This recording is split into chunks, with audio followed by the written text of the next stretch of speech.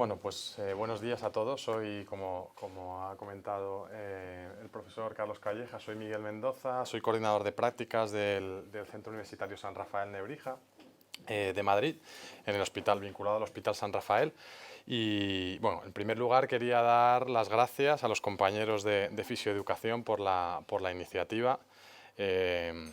Deciros bueno, cuando lo planteasteis y después de ir un poco madurando la idea, no solo creo que ha sido una muy buena idea implantar este tipo de jornadas, sino animaros a mantenerlas incluso anualmente, porque considero que un foro como este, en el cual todos los profesionales de las distintas universidades podamos venir aquí y de una manera abierta y transparente contar nuestras experiencias, pues es algo muy positivo. Tenemos que perder un poco el miedo a contar lo que hacemos, yo creo que en beneficio de la profesión, de los estudiantes fundamentalmente, y salir un poquito de esa cultura pues del miedo a contar lo que hacemos, al que nos puedan copiar, plagiar o este tipo de cosas. Yo creo que hay que ser mucho más generosos y agradeceros la iniciativa. Y también, bueno, pues dar la enhorabuena a la Junta de Gobierno también por respaldar este tipo de iniciativas y por el trabajo realizado todos estos años. Bueno, mi ponencia de hoy se va a centrar fundamentalmente en contar nuestra experiencia respecto a cómo trabajamos, fundamentalmente el papel del alumno en el desarrollo, en su adquisición de competencias durante las prácticas clínicas. Entendemos todas las prácticas clínicas pues como ese triángulo, ¿no?, de interrelación entre tutores, donde están los tutores, donde están los profesores de la universidad y donde están los alumnos. Algunos habéis estado hablando, ha habido algunos tutores clínicos hablando aquí hoy de su papel, y ahí me gustaría poner ahora el acento en cuál debe ser el papel en sí del alumno. Y yo creo que esta frase de alguna manera resume un poco ese espíritu, ¿no? El papel activo que debemos de trasladar al alumno en su propio aprendizaje, en tener un aprendizaje reflexivo sobre aquellas cosas que hace bien y que no hace mal, y que pueda implantar y participar de las acciones de mejora que son necesarias para conseguir determinados conocimientos o competencias, de las que volveremos a hablar un poquito más tarde. Entonces, bueno, veo a muchos compañeros responsables de prácticas por aquí, algunos menos tutores seguramente. Es una pena que no haya también más tutores y por qué no también estudiantes en el futuro, que creo que sería positivo. Yo establecí un pequeño marco teórico previamente, que quizás un poco por lo que veo para muchos de vosotros os va a ser más que de sobra conocido, pero creo que es necesario un poco para introducir la experiencia de cómo trabajamos nosotros. Antes de nada, pues hablar un poquito de la evaluación de competencias en el espacio de educación europeo de educación superior, que ya han hablado algunos compañeros, ¿no? Esta es una definición clásica de lo que es una competencia. Yo creo que el concepto fundamental de esta definición es fundamentalmente que cuando hablamos de competencias no hablamos solo de conocimiento, sino que hablamos, ¿se me oye bien? Perdón. Hablamos de habilidades, de actitudes y de conductas, ¿de acuerdo?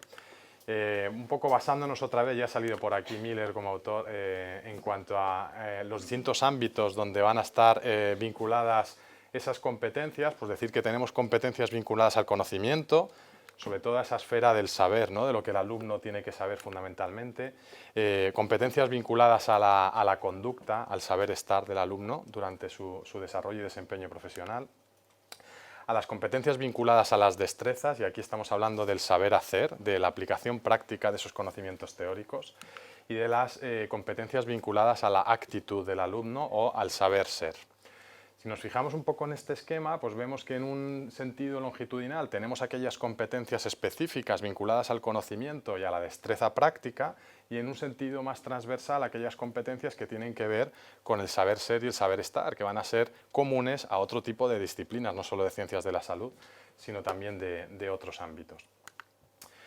Por tanto, ya en el 2003, bueno, pues a raíz del proyecto Tuning nos decían que las competencias profesionales deben contemplar todos estos ámbitos: conocimientos y comprensión, es decir, conocimiento teórico, saber cómo actuar, la aplicación práctica de ese conocimiento teórico y, por supuesto, y muy importante, también saber cómo ser, los valores como elemento integral, ¿no?, en el contexto práctico. Y se estableció un segundo concepto, que es el de los resultados de aprendizaje, que para todos nos es muy familiar, que básicamente lo que nos ayudan es a expresar el nivel de adquisición de una competencia concreta. ¿Y qué competencias evaluamos? Bueno, pues esto lo ha comentado ya también Fernando. ¿Qué competencias evaluamos en los grados en fisioterapia? Pues atendiendo a diversos documentos que se han ido desarrollando a lo largo de los años, al informe Tuning, al Libro Blanco de la Fisioterapia, al Real Decreto de 2007 y a la Orden CIN, donde se establecen específicamente las competencias de fisioterapia, se desarrollan las memorias de grado. Las memorias de grado, donde nos dicen sí qué competencias tenemos que evaluar, lo que no nos dicen es ni cuándo ni cómo, ni tampoco nos dicen cómo debemos evaluarlas. Esto debe ser una labor propia de cada una de las universidades. Y aquí estamos viendo algunas experiencias en ese sentido muy interesantes. Bueno, hablar un poquito ahora del proceso de evaluación, aunque yo luego me voy a centrar más en la autoevaluación del alumnado, pero hablar de cómo es ese proceso de evaluación, cómo evaluamos a nuestros alumnos. Y citando a algunos autores, decir que la evaluación, todos ya sabemos que es un aspecto fundamental y que tiene que tener distintas vertientes. Hablamos de una evaluación diagnóstica cuando la aplicamos previamente a el inicio de un objetivo docente como tal, ¿no? O el desarrollo de una competencia, es decir, conocer el estado previo, el estado de una cuestión concreta en relación al aprendizaje del alumnado. La evaluación formativa, que ya se ha hablado bastante aquí sobre ella, que tiene que ver mucho con el feedback que vamos dando al alumno a lo largo de ese aprendizaje y, por supuesto, la sumativa, que nos va a decir cómo está el alumno, cuál ha sido su nivel de adquisición competencial al final del proceso. Para definir qué herramientas y qué criterios de evaluación vamos a utilizar, necesitamos, lógicamente, y aquí se ha explicado además el proceso de cómo se han desarrollado algunas de esas herramientas, que haya una concordancia entre los objetivos formativos, es decir, qué queremos conseguir con el alumno, qué metodologías de aprendizaje vamos a desarrollar para adquirir esos objetivos formativos y a partir de ahí qué procedimientos de evaluación vamos a implantar para ver si efectivamente lo que queríamos conseguir al principio lo hemos conseguido, ¿no? con nuestras metodologías de aprendizaje. Y decir que otro aspecto muy importante es que la evaluación, ya lo he dicho, ya lo he comentado, en los distintos ámbitos de la evaluación, no puede limitarse exclusivamente a dar una nota final al alumnado. Requiere de una combinación muy importante de instrumentos, tanto cuantitativos como cualitativos. Quizás yo creo que hay que poner el acento en la evaluación cualitativa, que normalmente la dejamos un poco más de lado, y es realmente la que tiene un carácter y un perfil más formativo para el alumno. Es necesario que tanto los tutores como los profesores reflexionen junto al alumno y le trasladen lo que hace bien, lo que hace mal y le ayuden a desarrollar planes de mejora para adquirir nuevas competencias. Bueno, somos conscientes de que hay muchos factores que nos van a dificultar esa evaluación. Nos ha comentado, Ana Belén nos ha comentado algunos, ¿no? Algunos de esas barreras que nos encontramos a la hora de realizar este tipo de evaluación en el ámbito clínico. Algunos de ellos, muy importantes, y también se han comentado, la subjetividad del evaluador. Cuando no tenemos unos criterios generales específicos pero generales para todos los tutores, pues de alguna manera entra la subjetividad y por tanto vamos a ser injustos con la evaluación del alumnado, ¿no? El clima laboral, también entendiendo las dificultades que tenéis muchos de los tutores por la presión, la alta presión asistencial, para dar ese feedback continuo al alumno, para tener tiempos de pausa y de reflexión en la cual les trasladéis pues cómo van desarrollando esa adquisición competencial. Y por último, pues los recursos humanos, lo que tiene que ver también un poco con el reconocimiento, ¿no? de la labor que realizan los tutores clínicos, tanto dentro de su carrera profesional como en tiempo de formación, etcétera, ¿no? Son muchas las dificultades que nos encontramos. Yo me voy a centrar un poquito en la subjetividad, que quizás nos va a ayudar. La autoevaluación es una herramienta que nos puede ayudar también un poco en este sentido. Como comentaba, un poco hilando con lo anterior, pues la evaluación estará determinada por la percepción de los tutores, ¿de acuerdo? Y tenemos diversos factores que van a influir y van a hacer que no todos los tutores evalúen de la misma manera a todos los alumnos. Por ejemplo, hay algunos ejemplos que pongo ahí: la vocación del docente, el conocimiento previo sobre el plan de estudios, el nivel formativo del alumnado, la experiencia previa que tengan como tutores, su bagaje previo, sus creencias, etcétera, ¿no? Os pongo un poco a modo de ejemplo un estudio que es interesante, lo utilizo muchas veces en los cursos de formación para los tutores clínicos, donde es un estudio que se hizo en el año 2011, donde se analizaron 1000 decisiones judiciales en Estados Unidos. Es interesante para que veamos hasta qué punto los factores externos pueden influir en la objetividad a la hora de la evaluación. En este estudio, los jueces observaron que los jueces tomaban las decisiones más favorables a los condenados al principio de la mañana, en un porcentaje del 65% de los casos, que se iba reduciendo hasta la pausa del almuerzo, donde las posibilidades de tener una condicional pues prácticamente se reducían a cero. Y luego observaron que después de ese descanso, después de ese almuerzo, otra vez las posibilidades de obtener medidas más benignas pues crecían hasta un 65%, para que veamos hasta qué punto nuestro propio estado de ánimo puede influir sobre la objetividad a la hora de evaluar a los alumnos. ¿Cómo podemos conseguir mayor objetividad? Bueno, pues hay muchas herramientas a desarrollar, se ha hablado de aquí algunas de ellas. Tenemos muchas herramientas como los checklists, las autoevaluaciones, las evaluaciones a ciegas, las plantillas de corrección, evaluaciones ponderadas, niveles de logro y, por supuesto, las rúbricas, ¿no?, que sería el documento, la herramienta más específica. Tenemos hoy además aquí una compañera referencia, ¿no?, en este ámbito, Anoa, en el ámbito de las rúbricas, donde vamos a detallar cada uno de los niveles de adquisición y lo que el alumno tiene que ser capaz de hacer para poder evaluarle de una manera o de otra. Bueno, nos centramos ahora un poquito en el seguimiento, ya un poco llevándolo a la experiencia nuestra de cómo trabajamos con el alumno. Vamos a hablar un poco del seguimiento y la tutorización competencial, de qué manera debemos hacer ese seguimiento al alumno para ayudarle y acompañarle durante su proceso de aprendizaje y de reflexión. La literatura ya establece desde hace tiempo que el feedback es una herramienta fundamental y se ha demostrado imprescindible para que el alumno vaya adquiriendo una autopercepción real de cuáles son las necesidades que tiene de aprendizaje. Así que es algo que debe estar presente tanto en la labor del tutor, en el ámbito clínico, en el día a día, como en la labor del profesor universitario, que debe tener esas tutorías individualizadas donde pueda trabajar y dar feedback al alumno sobre lo que de alguna manera le está trasladando el tutor a través de la evaluación clínica. Las tutorías y seminarios durante la realización de prácticas es otra herramienta fundamental. Son necesarias, como comentamos ahí, para orientar al estudiante en su proceso de autoaprendizaje, de reflexión personal y de identificación de sus debilidades. En la planificación de estas tutorías deberíamos de incidir en varios aspectos. El primero de ellos, en establecer un entorno de aprendizaje favorecedor, ¿vale? Tiene que existir una relación próxima con el alumno donde se puedan dar las circunstancias para que el alumno pueda, de alguna manera, sentir la confianza con su tutor o con su profesor universitario y trasladarle las necesidades, dificultades o las preocupaciones que tiene en torno a la adquisición de determinadas competencias. La individualización, del proceso de aprendizaje también es fundamental. Tenemos que, a veces son necesarias y útiles las tutorías de grupo, pero el trabajo individual con el alumno, de la misma manera, tanto en el ámbito clínico como en el ámbito universitario, se hace imprescindible. Y, por supuesto, muy importante, el empoderamiento del estudiante. Le tenemos que dar al estudiante las herramientas necesarias para facilitarle ese proceso de autorreflexión y de autoevaluación.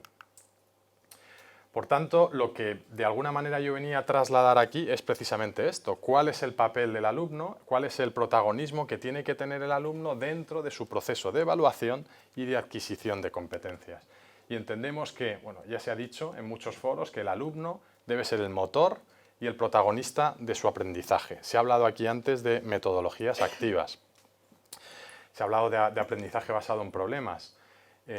Si nos fijamos conceptualmente, el ámbito de las prácticas clínicas es exactamente lo que se promueve de alguna manera a través de estas metodologías activas, que no es un ámbito clínico, sino un aprendizaje basado en problemas, donde al alumno le enfrentamos a la resolución de un problema y tiene que volver a ir a buscar a su formación previa, identificar las lagunas de conocimiento que tiene, hacer búsquedas bibliográficas, prepararse los casos clínicos para poder dar respuesta a estas realidades. Por supuesto, esto debe estar trabajado previamente a través de la simulación clínica. Lo ideal es que trabajemos previamente en un contexto seguro y después esto lo podamos trasladar al ámbito clínico.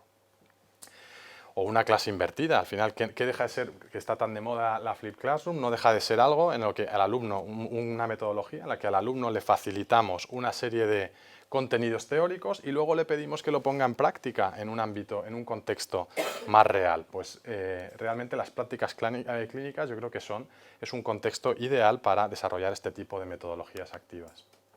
Por tanto, debemos poner el foco de una manera importante en lo que el alumno aprende, no tanto en lo que el profesor sabe. Se debe fomentar, como comentaba el informe de los del 96, pues, un proceso de trabajo autónomo, reflexivo y permanente. Y vuelvo a reincidir un poquito en la misma idea durante toda la vida profesional. Esto es algo que los anglosajones tienen como muy interiorizado, que es el lifelong learning, que consiste en que una vez terminamos nuestra formación de grado, deberíamos de continuar con este proceso de reflexión profesional profunda sobre las carencias que vamos teniendo, las necesidades formativas, qué hacemos bien, qué hacemos mal, qué podemos mejorar. Esto no debería limitarse solo a la formación de grado, debería ser un espíritu, digamos, de aprendizaje constante a lo largo de toda la vida profesional. Bueno, y ahora ya lo que vengo un poco es a presentaros, pues, dos herramientas y que todos seguramente conocéis y de alguna manera cómo trabajamos con ellas nosotros en nuestro centro. Antes de nada, pues introducir un poquito qué es la autoevaluación, para qué nos sirve la autoevaluación. Bueno, sabemos, ¿no?, que para ser competente es imprescindible que el alumno realice de una forma reflexiva, y esto tiene que ver mucho también con el razonamiento clínico, de una forma reflexiva el desarrollo de determinadas competencias, ¿no? Cuando hablamos de competencias específicas, pues seguramente el alumno tiene que reflexionar sobre casos clínicos, sobre la importancia de determinados factores que puedan estar presentes. Y cuando hablamos de competencias transversales, el alumno tiene que interiorizar aquellas carencias y necesidades que tiene, tanto en el ámbito de la relación interpersonal, como en el ámbito del interés por el aprender, como en el ámbito de la responsabilidad en las tareas. Es algo que tiene que interiorizar y no realizar de una manera, como comentaba Cano, mecánica y reflexiva. La evaluación nos sirve para, como hemos comentado, hacer más conscientes a los estudiantes de cuál es su nivel competencial, qué puntos, por tanto, deben de potenciar. Es lo que se conoce como un proceso de autorregulación o aprendizaje autorregulado. Es el propio individuo el que se debe hacer consciente de cuáles son sus carencias y no externamente, bueno, o no solo externamente, el profesor el que le traslade qué hace bien y qué no hace bien el alumno. Y esto es un proceso que necesita un aprendizaje. Comentaba antes Ana Belén, es que los alumnos en general se sobrevaloran, ¿no? Se valoran o ellos al menos encontraron que en la competencia concreta de razonamiento clínico se valoraban por encima de los tutores. Es que el proceso de autoevaluación también necesita de un aprendizaje por parte del alumno. Por tanto, la autopercepción competencial es esencial, ya lo hemos dicho, para aumentar la seguridad y la confianza, y la autoevaluación es una herramienta que sabemos que nos puede ayudar a que el alumno mejore la conciencia sobre sí mismo, ¿de acuerdo? Sobre cuáles son sus verdaderas limitaciones y cuáles son sus verdaderos puntos fuertes. Hay diversos estudios que avalan la utilidad de esta herramienta como un enfoque válido y fiable para evaluar competencias, que favorece la actitud activa y reflexiva por parte del alumno y estimula la autorreflexión, la toma de conciencia y la identificación de debilidades. Un poco volviendo al concepto que decía antes, la autoevaluación requiere entrenamiento y requiere apoyo docente. Hay que sentarse con el alumno y ver por qué, no solo por qué se evalúa más alto o más bajo respecto a sus tutores, sino intentar identificar las causas, ¿vale? Y hay que desgranar y trabajar competencia por competencia. Para esto, lógicamente, hay que dotar recursos. Yo creo que el practicum, por suerte, ha evolucionado muchísimo en los últimos 15 o 20 años. Cada vez las universidades destinan más recursos a la asignatura, sin duda, más importante en la formación de los alumnos, y la carga en créditos pues así lo indica, ¿no? Así que es importante tener los recursos necesarios para que los profesores responsables de la asignatura y también los tutores, en nuestro caso, fundamentalmente esta labor la van a desarrollar los profesores universitarios, puedan sentarse con el alumno y trabajar con ellos respecto a sus capacidades en cuanto a la percepción de ellos mismos.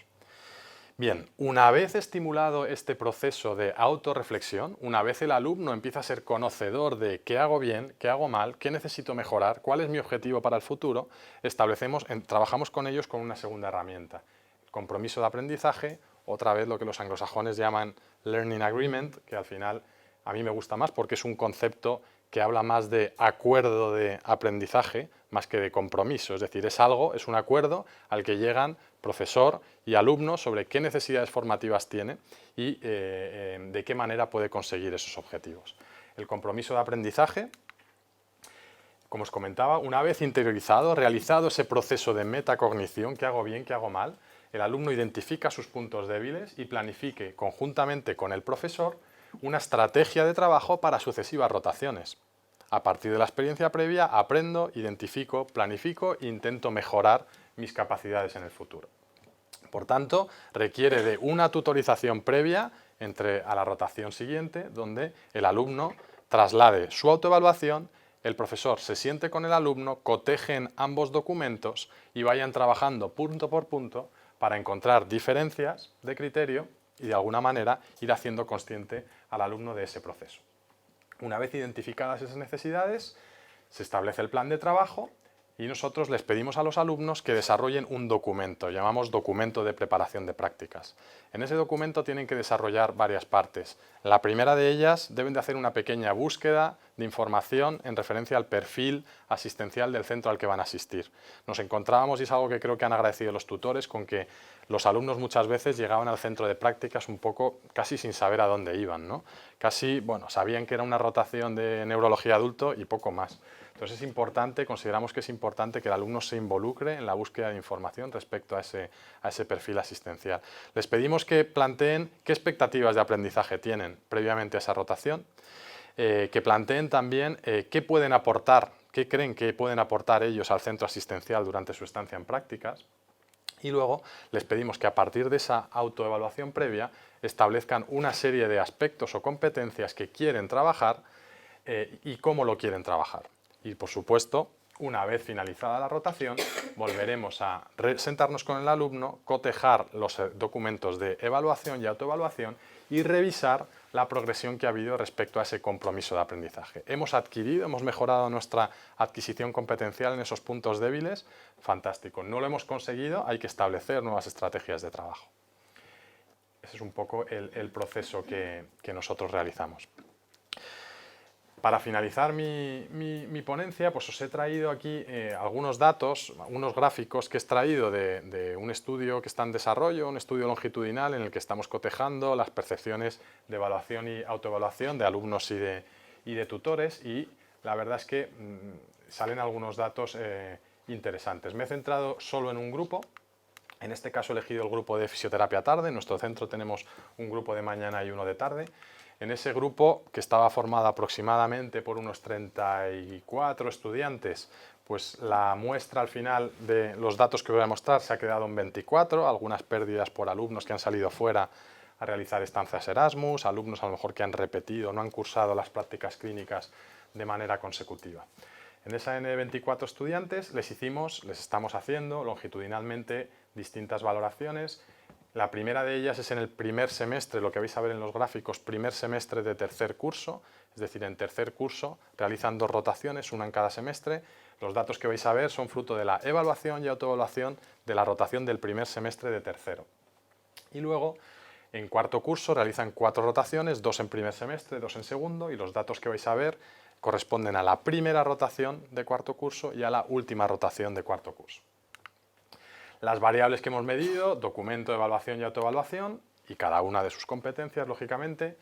Y en los gráficos lo que os voy a mostrar fundamentalmente es la nota media final en la rotación de prácticas, es decir, la nota cuantitativa final, la nota media de cada uno de los bloques de competencias transversales. Por un lado, luego veremos las competencias interprofesionales y por otro lado las competencias actitudinales y organizativas.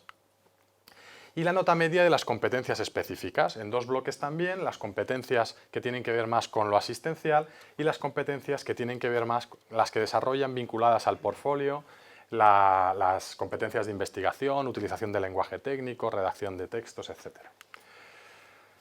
No os voy a presentar nuestro documento de evaluación, sí que os anticipo así un poco, como veis ahí, que está dividido en 4 grandes bloques. Los 2 primeros tienen que ver con competencias transversales, los 2 segundos con competencias específicas, y que cada una de esas competencias, nosotros no hemos desarrollado una rúbrica completa. La verdad es que yo creo que todas las universidades andamos un poco ahí en el proceso entre desarrollar documentos de evaluación lo más objetivos posibles, pero también lo más factibles posibles, como comentaba Ana también, ¿no? Que no sean excesivamente pesados para los tutores clínicos, que también nos lo agradecen. En nuestro caso, no tenemos un desarrollo de una rúbrica completa, sino que establecemos para cada competencia una serie de resultados de aprendizaje, lógicamente, y para cada resultado de aprendizaje 4 niveles de logro, ¿de acuerdo?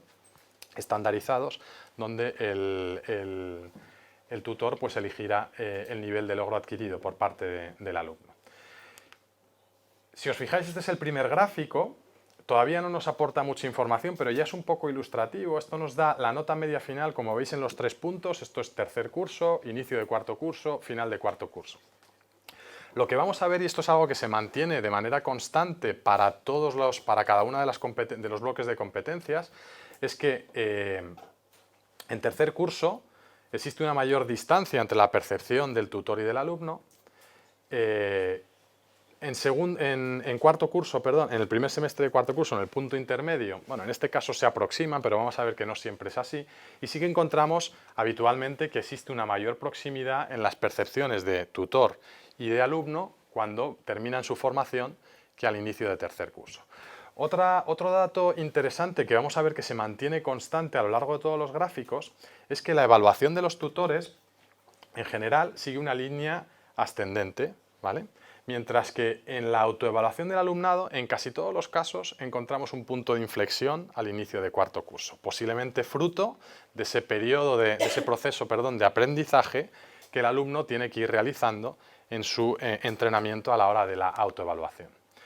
Aquí tenemos 2 gráficos, luego iremos desgranándolos uno por uno, donde se comparan las competencias transversales y las competencias específicas, y vemos que los gráficos son radicalmente distintos. En el ámbito de las competencias transversales, pues vemos en la evaluación, allá a la izquierda, en azul, ese crecimiento lineal en la adquisición competencial, mientras que en la autoevaluación, autopercepción del alumno, vemos como al principio se evalúan muy por encima del profesorado, luego muy por debajo del profesorado, un punto de inflexión muy marcado, y al final se aproxima bastante a la percepción que tiene el profesorado. Mientras que en las competencias específicas, ese punto de inflexión encontramos que es mucho menos marcado que en las transversales. Este es el gráfico de las transversales y vamos a desgranarlas un poquito en los 2 bloques que nosotros trabajamos. Por un lado, las competencias interprofesionales. En las competencias interprofesionales vemos que se mantiene un poco esa misma tónica. Existe ese punto de inflexión muy marcado, quizás más que en las actitudinales. Posiblemente porque son competencias en las que, como su propio nombre indica, requieren de una interrelación social y de que el alumno vaya de alguna manera muchas veces superando determinadas barreras a la hora de relacionarse con los profesionales, de trabajar en equipo, de trabajar con los pacientes, ¿de acuerdo? Por tanto, aquí vemos que ese quiebro, esa rectificación en la autopercepción que tienen los alumnos respecto a las competencias es todavía mucho más marcado. En las competencias actitudinales y organizativas, fijaos que esa regulación en cuanto a la autopercepción se realiza mucho antes. Al principio existe bastante distancia entre lo que ellos perciben y lo que perciben sus tutores, pero enseguida encontramos que prácticamente los niveles se aproximan o son prácticamente los mismos en las medias que obtenemos de estos 24 alumnos en concreto, ¿eh? Cuando nos vamos a las competencias específicas, pues observamos que linealmente tenemos unos gráficos similares, pero con un punto de inflexión mucho menos marcado en el ámbito de la autoevaluación. Competencias asistenciales, donde volvemos a ver un gráfico similar al que hemos visto antes para las actitudinales, siempre nos autoevaluamos por encima, pero a partir de cuarto curso, cuando esa identificación un poco de su propia imagen, veíamos la imagen esa, ¿no? del gato que se ve como un león, posiblemente en cuarto curso ya se empiezan a ver como un gato o como un león, dependiendo de la adquisición que tengan, ¿no? Empiezan a tener una percepción más real de la verdadera realidad y la que tienen los tutores. Y en las competencias de investigación, redacción, lenguaje técnico, pues observamos que bueno, prácticamente en cuarto curso ya existe también una convergencia entre la evaluación, la percepción de los tutores y la percepción de los propios alumnos. Y bueno, por mi parte, esto es un poco todo. Yo quería trasladaros, no he establecido unas conclusiones como tal, porque yo creo que son bastante obvias. Lo que de alguna manera trataba de trasladar aquí es la importancia del papel activo del alumno en su propio aprendizaje y de alguna manera compartir con vosotros pues, cómo estamos trabajando, cómo intentamos nosotros facilitar ese trabajo reflexivo por parte del alumnado y de alguna manera cómo lo estamos percibiendo y lo estamos viendo plasmado a nivel estadístico. Muchas gracias.